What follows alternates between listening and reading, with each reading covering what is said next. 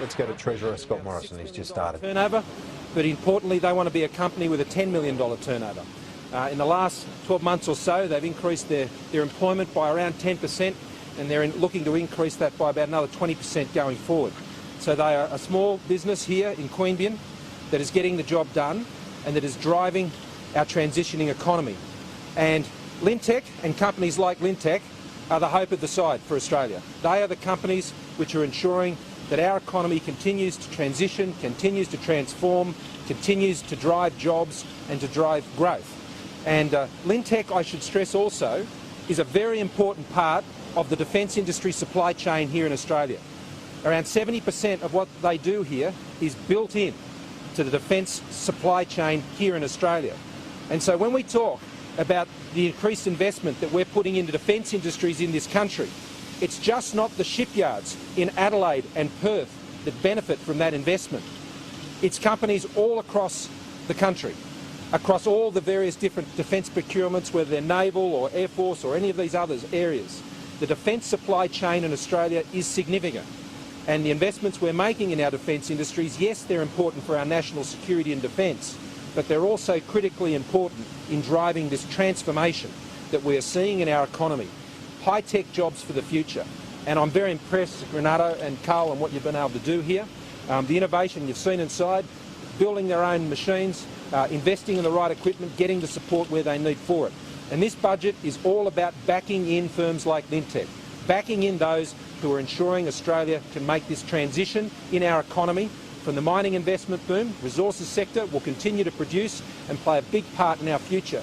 But it's also companies like Lintec and others also in the services sector which will see that happen. So this budget is all about jobs and growth and backing in companies just like this one which are increasing employment and getting the job done. So to help that transition will all come from... Sorry?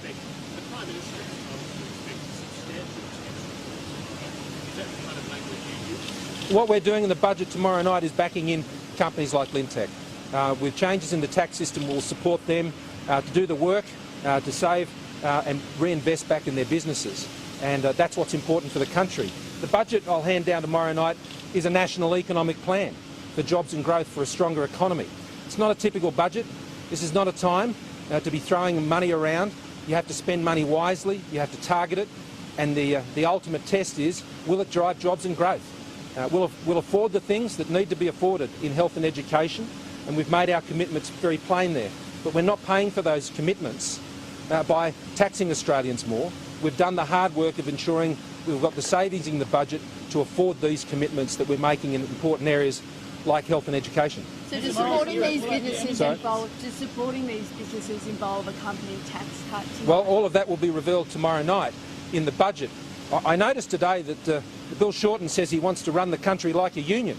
Well, I can assure you on this budget, we won't be going to the accounting standards of the union movement. We won't be going to the bookkeeping school of the union movement to put this budget together. We all know what they do when it comes to bookkeeping in the union movement, and we all know what they do with credit cards in the union movement. And Bill Shorten certainly wants to put Australia's future on the credit card with a higher tax burden on the Australian economy. Putting a higher tax burden on the Australian economy will not support companies like Lintec here to drive the jobs and the growth that is needed for our economic future. Will there be any budget measures they'll need legislating before Parliament is dissolved at the end of the week? Well, the budget will be legislated in the normal way. No, we're talking measures such as the income tax. I've just said the budget will be legislated in the normal way. Obviously, the Prime Minister said last night there will be a tax cut in the budget. Will you try to legislate that before the end of this week? And workers at this factory at Lintec expect to see income tax relief tomorrow? Well, again, those details will be spelled out in the budget tomorrow night, and the legislative program will follow the usual course. There will be some special appropriation bills that will come into the House of Representatives today, which deals with the unusual situation we have going to an election on the 2nd of July, and that will ensure a continuity of supply over the course of the election period. But the budget will be legislated in the usual way. How many workers here at Lintec Well, they'll find out the same time you will tomorrow night. The asset recycling scheme is going to be used for public transport for both Melbourne and Sydney. That's not what the former Prime Minister Tony Abbott put about. Well, how so? No, but firstly, that scheme was only reserved for rail outside of the city. why this turnaround now? Well, the Prime Minister made it very clear when he became Prime Minister that he knows that rail, and public rail in particular, is an important part of the productivity and functionality of our cities. And so we make no apologies for investing in things that improves Australia's productivity, supports jobs and supports growth. And the Asset Recycling Initiative, which was introduced by my predecessor and Toby Abbott, has been a very important initiative for getting funds and to leverage state governments into turning assets they held before into more productive infrastructure now. And the announcements that I confirmed today are doing just that. This has been a positive partnership with the states and territories, and it's good to work with them, whether it's on things like the Murray Basin Rail or the Melbourne Metro or the Sydney Metro. These are important projects, or up in Darwin with flood mitigation works. These are important national economic projects which we are backing in. Have you allocated more money in the immigration budget? Sorry? Taking into account full-time, part-time casual workers, is someone on $80,000 average income? The average full-time earnings in Australia is $80,000. Thank you. Have you allocated